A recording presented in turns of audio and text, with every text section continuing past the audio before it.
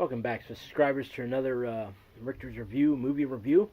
I really appreciate all the likes and the comments on the last couple videos, but I just wanted to come back on here and do another review. It's been a while since I've been doing this, and it's actually fun doing it again. So um, today is going to be a movie review of one of my favorite films from 1983.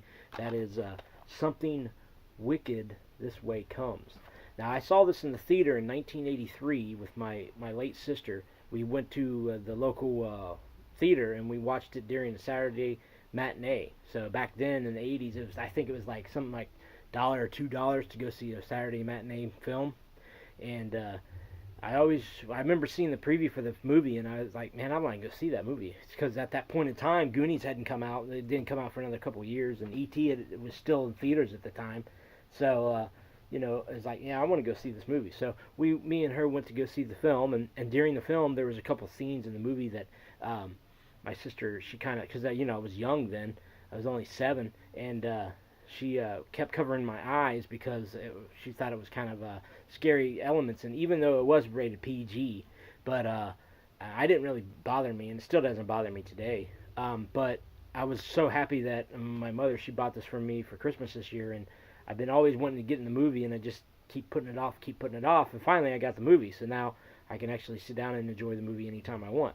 So, Something Wicked This Way Comes is based on a Ray Bradbury story that he wrote, and no, he's no longer with us. He passed away, but the story is about these two kids that find out there's this carnival, this guy, Mr. Dark, that comes to this town, and he has this traveling carnival, and he's got this weird, like, witching, like, powers, and that he's trying to possess these kids and bring them into the fold with him. And so basically, I'm going to read just a little bit of the back so you can get a little gist of the thing. Basically, it says, one of Ray Bradbury's most popular and intriguing novels of good and evil comes to life in this spine-tingling motion picture.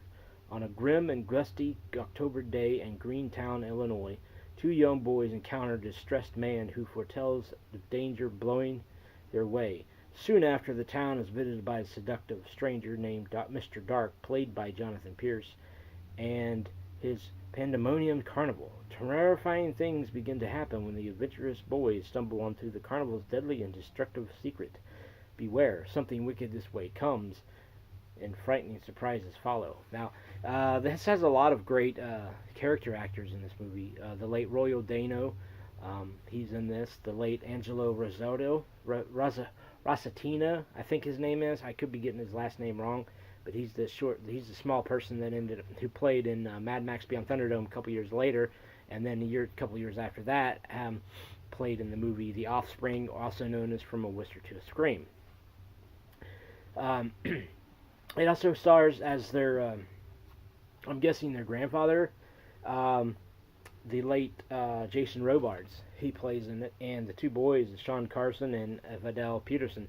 Sean Carson actually played in the 1981 film The Funhouse.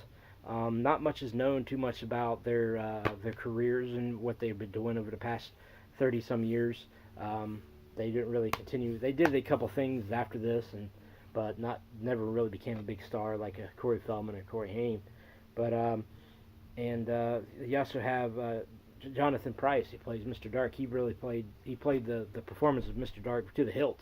And Diane Ladd. Diane Ladd, she's the daughter of Laura Dern, or she's the mother of Laura Dern. Sorry about that.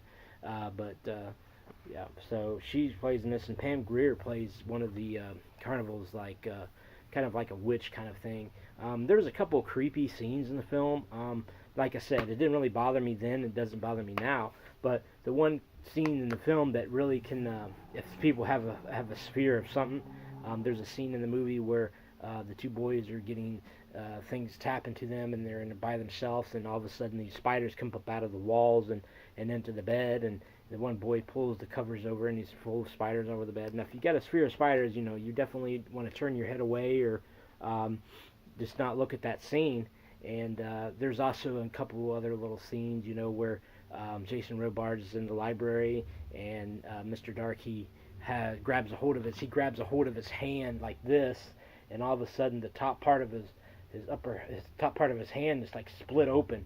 I mean, you don't really see any bone, or you don't really see any blood or anything, but just the fact of knowing that he crushed his hand so hard that he popped the top of his hand. And that's pretty cringeworthy for a PG-rated film 35 years ago.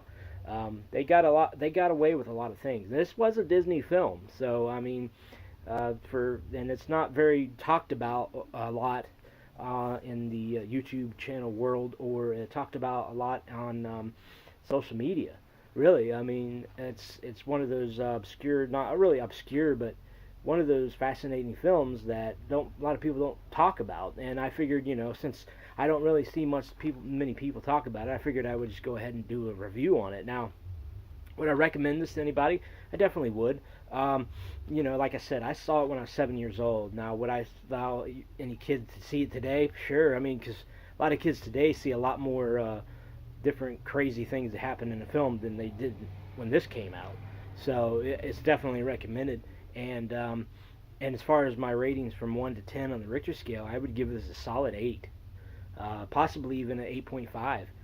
It's a really good film. I mean, like I said, it breaks right in there with the Goonies and Crawl and Star Wars and Raiders of the Lost Ark and Dawn of the Dead and other great film and past histories.